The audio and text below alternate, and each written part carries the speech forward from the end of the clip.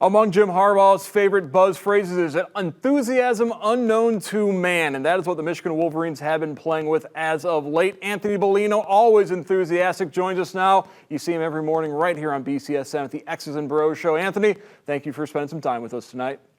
Oh, absolutely, Mark. It's great to be with you, my friend. How enthusiastic are you over what we've been seeing from Michigan the last couple of weeks? I actually feel very good about it. I feel very enthusiastic about it. I don't know if it's an enthusiasm unknown to mankind, but at the end of the day, I feel like any team right now that 3 weeks into the season is undefeated should be feeling good. You didn't have a giant letdown. You didn't walk in like Washington as a preseason top 25 team and lose your first game to an FCS opponent. You're not Miami, who got whacked by Bama and then got bounced out of the top 25 within 3 weeks of their season. So I think that if you're a Michigan fan, if you're a Michigan State fan, you're feeling very good. Now Ohio State fans, they feel a little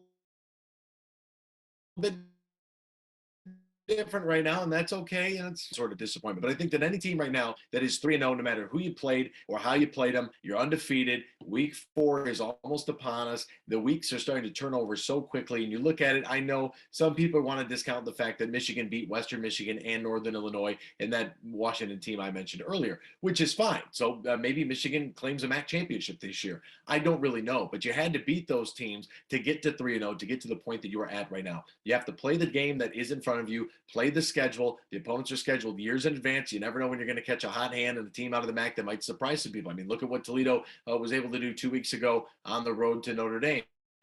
Now, what happened last week, that's a different story. But all in all, like you could get challenged. And what Michigan did last week against Northern Illinois on Saturday is exactly what Michigan fans had hoped to expect from this Michigan team. Dominate the line of scrimmage. Offensive line playing fantastic. Blake Corum, Hassan Haskins running the football all over the place. And then would they be able to push the ball down the field and work on some things in the pass game? And I think we saw some great success there. So I'm very enthusiastic about a 3-0 Michigan team. I realize that they only beat 2 MAC schools and a Pac-12 team. I get it. I can read the schedule just like everybody else, but you had to do that, and you had to do so in all 3 games in order to get to 3-0 with Rutgers to potentially make it 4-0. So you just go game by game, week by week. Who's ever on the schedule, you play the schedule. And it's not just that they're 3-0, as you touched on. They are winning those games impressively. They're taking care of business. And the noticeable difference has been on the sideline, where we have seen a joy return to the maize and blue that we haven't seen in a few years. I think that has a lot to do with the new staff, that the new members of the staff that are on this program right now, and the way that they are able to connect with some of the young guys on the sideline and enjoy yourself and have fun. It doesn't matter what your job is. You could be in sales. You could be in waste management. You could do radio or television. If you are having fun doing your job, odds are you're probably doing a better job. When you do a better job, things get done, right? If this Michigan team and these players feel, because the amount of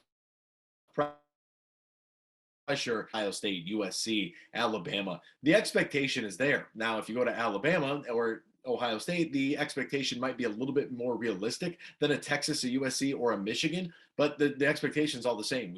I expect our team to be good enough to make the college football playoff. That hasn't happened yet at Michigan. And I think that the program, the coaching staff, the players, they all feel that monumental weight that's on their shoulders. They come in, preseason not even ranked. Phil Steele had him at like 54th in the country or something crazy. And I love Phil Steele. And I'm like, Phil, cousin, Uncle Phil, what are you doing here? Like, how could you do this to us? But the fact of the matter is, they came in with like literally zero expectations. Let's see if this team is going to improve. A lot of people thought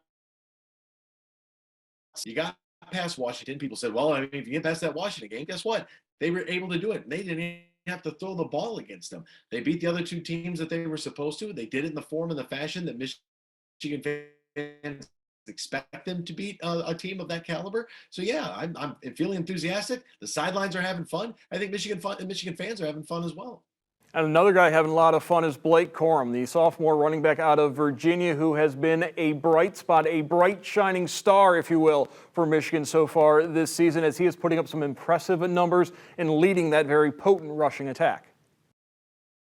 Yeah, he has been fantastic. I think that he and Hassan in that backfield. Obviously, it all starts up front. It all starts with offensive line. You have to get a hat on the hat. You got to be able to block people. You have to be able to impose your will. So a lot of credit to the offensive line, but running backs have to be able to hit the hole. They have to be able to read their blocks. That's part of it. And I think that this tandem of running backs, especially Blake Corum, might be the best running back we've seen since the new running backs coach, Mike Hart, was running the football up and down the field for Michigan. Like he's that good right now. The thunder and lightning combination, Hassan Haskins, both guys can run between the tackles.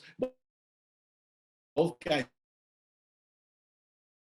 can get outside. He's the lightning. I think Corum kind of looks at it and says, no, I don't have a problem. I'll go lower my shoulder and I can be the hammer and not the nail. And I'm okay with doing so. And I think his versatility out of the backfield and able to catch the football as well makes him very, very dangerous, both he and Hassan Haskins. So I think the running game in general, I know that a lot of people have kind of pointed to the running game and Michigan can't.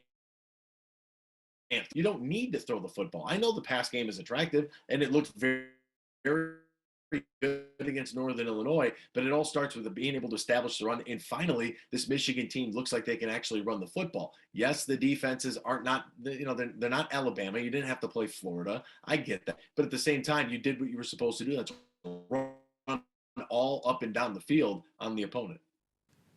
Last year, Michigan, Rutgers, perhaps the low point of the Michigan season where they needed triple overtime to defeat the Scarlet Knights. But maybe the silver lining in that game was Cade McNamara's emergence as he led Michigan to that win over Rutgers. And that momentum has carried over to this season as Cade McNamara is firmly entrenched as the starting quarterback and is playing very efficiently through the first 3 games of the season.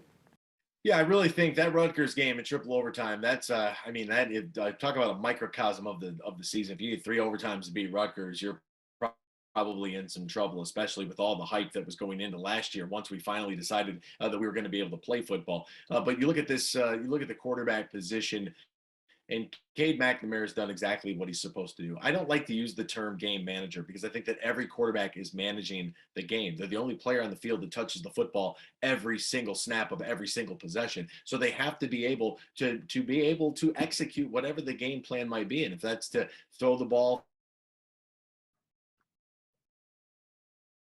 teams have to do what it is. Cade McNamara is doing exactly what is asked of him, and I think that that's all you can really ask out of a college quarterback. I don't need him to go out there and be something that he is not. And you know what? Who knows exactly what he is? The Michigan coaching staff that is with him 7 days a week, 365 days out of the year, right? They know exactly what they have in Cade McNamara. They know what his abilities are. They've put him in positions to be successful because everybody has to be now alert that, hey, Michigan's run game is the real deal. So we're going to have to stack and bring more guys in the box. I love the fact that they got Eric All, the tight end. What a great physical specimen he is. If they can incorporate him even more. They took some shots down the field last week as well. Cornelius Johnson catching a bomb. So the ability for him to pass the football is there, but the Michigan staff hasn't asked him to do too much in forcing him to throw that thing 25, 30, 35 times in a contest so far. Michigan opens up Big Ten play against Rutgers. They are both undefeated. The big game against Wisconsin looming a week later, but I know there are plenty of fans in Michigan on both sides of that rivalry that are very much looking forward to the Paul Bunyan matchup as both Michigan and Michigan State are undefeated. Can Michigan handle, the entire state of Michigan, handle the hype if we've got a 7-0, 7-0 battle for Paul Bunyan? No, the state cannot handle it. They're already an absolute mess on Twitter, Mark. These fans are going at each other as if our arguments of who is better. Why is Michigan ranked 19th and Michigan State ranked 20th? That's the debate going around today. Mel Tucker versus Jim Harbaugh. Mel Tucker's a cool cat. They have a great running back in Kenneth Walker III. He has been fantastic. Peyton Thorne has played really good football as well for Michigan State. So they should be excited, and if they can play their schedule and get that game to get all the way to 7-0 before they run into Michigan can play their schedule. Got to get through Rutgers first, then you look to Wisconsin and so on and so forth. Now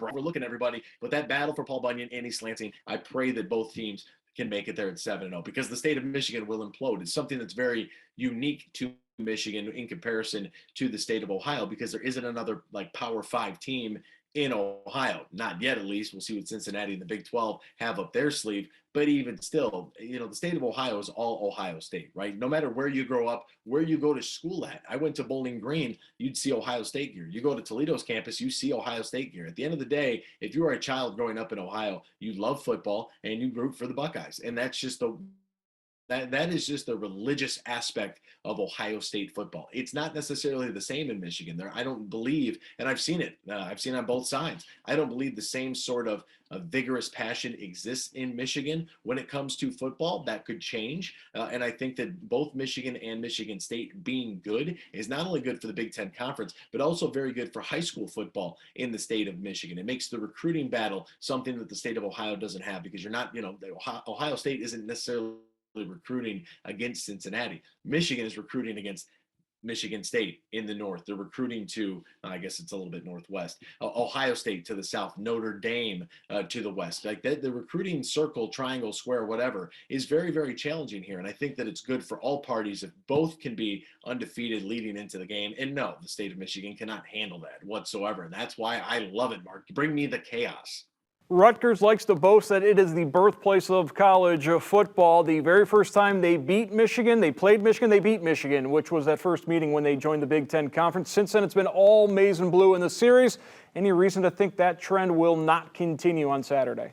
No, I don't think that. I think when it comes down to a talent standpoint, Michigan definitely has the edge in talent, although Rutgers recruiting is getting better.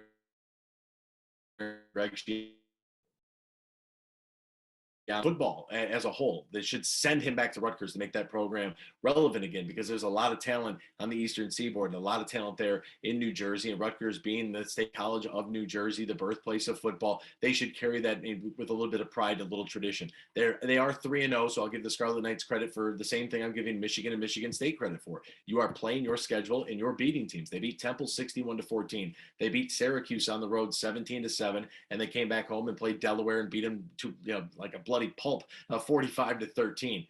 All that said, Michigan does have the talent. I don't really see that there should be much of a problem, Mark, but you never know. I'm taking it one game at a time. But are you asking me who's going to win this football game, Mark? It's pretty simple. I got a prop here. I'm going to go a little Lee Corso. I'm going to go a little college game day on you. It's going to be all maize and blue, Mark. All maize and blue on Saturday. Blowout victory. All right, thank you very much, Anthony Bellino. See him every morning, usually without a helmet on the X's and Bros show right here on BCSN. Thanks, Mark. Always appreciate it.